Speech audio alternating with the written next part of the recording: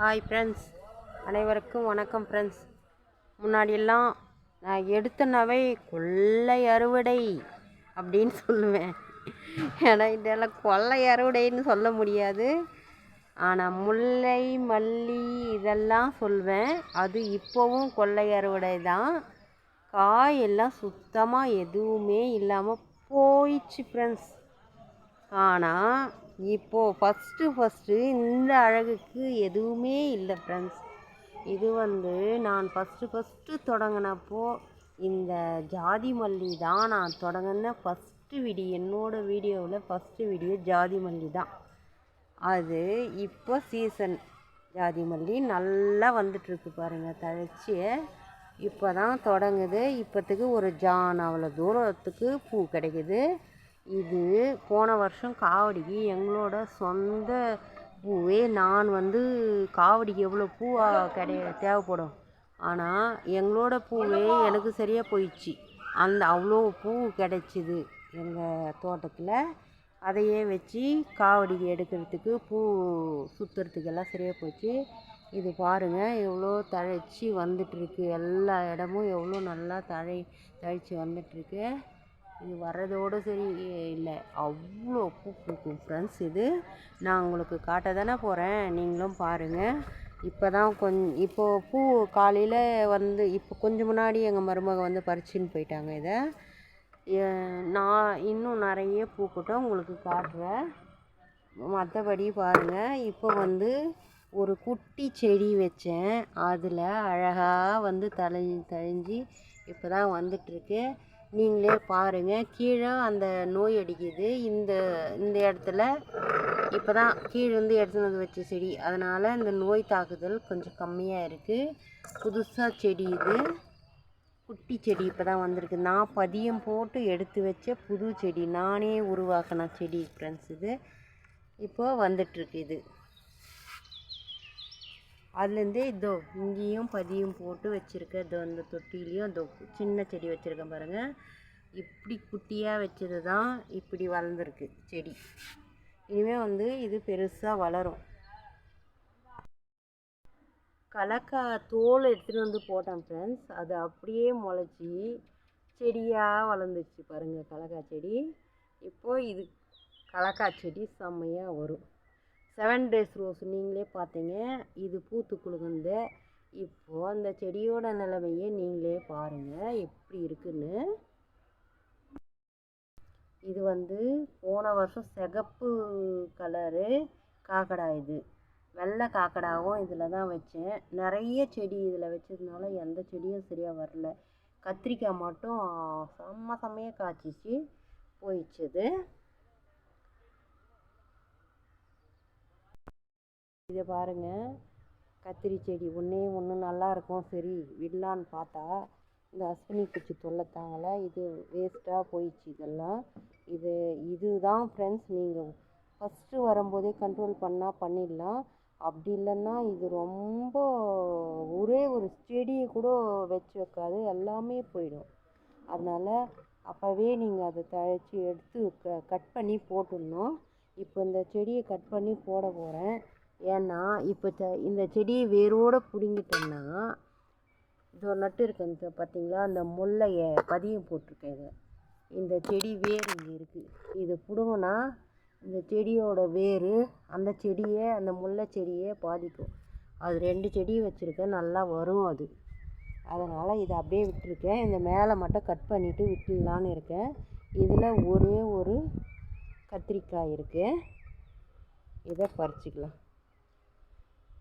4 kilo ஒரு வாரத்துக்கு 5 kilo கத்திரிக்காய் அரைப்பேன் ஃப்ரெண்ட்ஸ். அப்படிப்பட்ட இடத்துல இந்த ஒரு காய் இன்னும் நேற்று ஒரு செடி எடுத்து போட்டேன். இதுலேருந்து ஒரு காய் பறிச்சேன். இதுவும் வேஸ்ட், அந்த அளவுக்கு நல்லாவே இல்லை ஃப்ரெண்ட்ஸ். இதுங்கெல்லாம் அப்படி இருக்குது காய். அதனால் இந்த 1-2 பூ பிஞ்சு இருக்குது. இருந்தாலும் இது தேவைப்படாது. எல்லாத்தையும் பிடுங்கிட்டு எடுத்து கட் பண்ணி போட்டுற வேண்டியது தான். எதுவும் உதவாது ஃப்ரெண்ட்ஸ். இதெல்லாம் திருப்பியும் நான் நாற்று நட்டு இருக்கேன். இதெல்லாம் பிடுங்கிட்டு பெரிய வேலை இருக்குது ஃப்ரெண்ட்ஸ் எனக்கு. அது எல்லாத்தையும் நாற்று எடுத்து நடணும். அப்புறம் பாருங்கள் எப்படி என்னோடய தோட்டம் பூத்து குலுங்க போகுது. இது வந்து திருப்பி எல்லாத்தையும் முடித்து அறுவடை திரும்பவும் இந்த ரோஸு, இது வந்து பட்டன் ரோஸு, இதை கட் பண்ணி விட்டுட்டேன். இப்போது இது நல்லா பூக்கும்னு நினைக்கிறேன். இது பூக்கும்போது அந்த அளவுக்கு கொத்து கொத்தாக பூக்கவே இல்லை. இது எப்படி வருதுன்னு தெரியல. ஆனால் இப்போத்துக்கு கட் பண்ணி விட்டு உரம் போட்டு விட்டேன். நல்லா தழைச்சி நல்லா வந்திருக்கு. இந்த ப்ரூனிங் இந்த பண்ணி விட்டேன் இந்த முல்லை செடியை. இதுவும் நல்லா செம்மையாக வந்திருக்கு. இது பாருங்கள், ஒரு இடமும் நல்லா தழைச்சி வருது. இனிமேல் இதுவும் நல்லா பூக்கும் ஃப்ரெண்ட்ஸ். எப்படி இருந்தது இப்போ எல்லாம் எவ்வளோ க்ளீனாக பண்ணி வச்சுருக்கேன் பாருங்கள். நல்லா அழகாக பண்ணிவிட்டேன். தோட்டமே அழகாக இருக்குது. இப்போது மேலே வந்து இப்போ தான் பூக்க ஆரம்பிக்குது. 1 2 கனகாமரம் எவ்வளோ பூத்து குலுங்கும். இப்போது 1 2 தான் பூக்குது கனகாமரம். இதே இந்த மாதிரி பூத்து முடிஞ்சது. இப்படி கட் பண்ணி இப்படி போட்டுருணும். இந்த மொக்கு இருக்கக்கூடாது, தூக்கி போட்டுடணும். இதில் இன்னொரு 4 5 பூ பூக்கும், இருந்தாலும் கட் பண்ணிட்டேன் நான். இதை பாருங்கள், அந்த மாதிரி கட் பண்ணவே தான் இது இப்படி வந்துட்டுருக்கு பாருங்கள். நல்லா மாடி மேலே முள்ளங்கி வச்சு ஒரு 2 மாதம் ஆச்சு ஃப்ரெண்ட்ஸ்.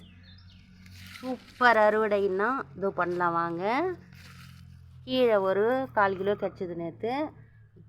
நேற்று வந்து கீழே தான் போட்டேன், மாடி மேலே அறுவடை போடலை.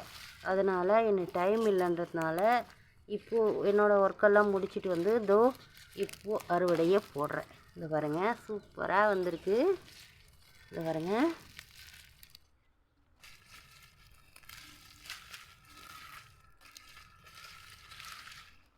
நம்ம தேவைக்கு இது வரைக்கும் இப்போது நேற்று கட் பண்ணது இதுவும் போதும்.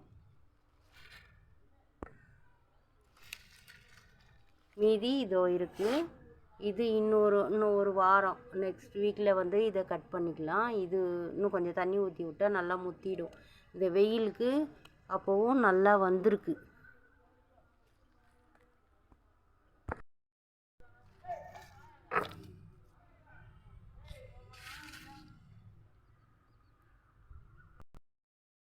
இந்த முல்லையும் ஊற்றிட்டே இருக்குது. ஓரளவுக்கு இது முடிகிற ஸ்டேஜ், எல்லாம் பூத்து முடிஞ்சிச்சு. இதை இன்னொரு முறை கட் பண்ணி விட்டுட்டேன்னா அடுத்து காவடி வர்றதுக்குள்ளே இதுவும் சேர்ந்து வந்துச்சுன்னா எனக்கு பூவுக்கே பஞ்சம் இருக்காது. அதனால் இதையும் பூத்து முடிய போதும். ஆனால் அப்போவும் நிறைய பூ இருந்துன்னு தான் இது வேறு வேறு கிளைங்க வந்துச்சு. அதுலேயும் பூ இருக்குது பாருங்கள். நீங்களே எவ்வளோ பூ இருக்குது பாருங்கள்.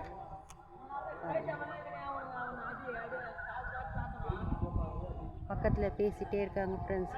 தப்பாக நினச்சிக்காதீங்க. அது நான் வீடியோ எடுத்து அப்படியே போட்டுறது, டெலீட்டெல்லாம் பண்ணி அதை வந்து ஆப்பில் போய் டவுன்லோட் பண்ணி போடுறதுக்கு முடியறதில்ல ஃப்ரெண்ட்ஸ். இவங்க பேசுகிறதெல்லாம் கேட்குதுன்னு தப்பாக நினச்சிக்காதீங்க. நான் இப்போ எல்லாம் முடிச்சுட்டு வரேன். அந்த பக்கத்தில் எல்லாம் அந்த குடிக்கிறதுக்கெல்லாம் வந்து பக்கத்தில் அந்த பக்கம் எல்லாம் இருக்காங்க பாருங்கள். அந்த மாதிரி அவங்க தான் வந்து நமக்கு டிஸ்டர்ப் பண்ணுறாங்க. என்ன பண்ணுறது, வேறு வழி இல்லை. அதனால் இப்போ வீடியோ எடுத்து அப்படியே போடுறேன் நான். நீங்கள் அவங்கெல்லாம் பேசுகிறாங்க, எனக்கு தப்பாக நினச்சிக்காதீங்க ஃப்ரெண்ட்ஸ். எனக்கு டைம் கிடைக்காத அந்த ஆப்பில் போய் அதை அந்த அவங்க பேசுகிறதெல்லாம் மியூட் பண்ணிவிட்டு திரும்பியும் நான் பேசி போடணும். இது பேசி ஒன்ஸு பேசி அப்படியே போட்டுட்டோன்னா ஒரு வீடியோ எடுத்தால் அப்படியே முடிஞ்சிடும். இப்போது இது வந்து கலர் சாமந்தி இது வருது ஃப்ரெண்ட்ஸ். நல்லா வந்து சக்கத்தாக வந்துட்டுருக்கு. எனக்கு இதெல்லாம் பூ வந்துச்சுன்னா பஞ்சமே இல்லை. ஆனால் ஃப்ரெண்ட்ஸ், ஏதோ ஒரு பூ பூத்துட்டே இருக்குது. எனக்கு பூவுக்கே பஞ்சம் இருக்கிறது இல்லை. இது பாருங்கள், இது வந்து பதியம் போட்டது வந்துடுச்சு. இது உங்களுக்கு எடுக்கும்போது வீடியோ போடுறேன். நான் பதியம் எப்படி போட்டிருக்கேன்னு பாருங்கள். அந்த களையை எடுத்து இது உள்ளே வச்சு இதில் வந்து மண் போட்டு அது தழைச்சி வேர், இது உள்ள வேர் வந்துட்டுருக்கு. இப்போது வேர் வந்து இதற்கு பாருங்கள், அந்த செடி, இது அந்த செடி தான். இது வேர் போதா செடி களை, இதுதான் அது. நல்லா தழைச்சி வந்துட்டுருக்கு. கொஞ்சம் மழை வரட்டும், பிடுங்கி எடுத்து வச்சிடலாம் அப்படின்ட்டு விட்டுட்டுருக்கேன். நீங்களும் இது போல் செய்யுங்க. நீங்கள் போய் கடையில் போய் வாங்காதீங்க ஒரு புது செடியை. இது மாதிரி நீங்களே உருவாக்கிக்குங்க. இதுவும் நான் பதியம் போட்டு வச்ச செடி தான் ஃப்ரெண்ட்ஸ். இதுவும் நல்லா தழைச்சி வந்திருக்கு பாருங்க. அது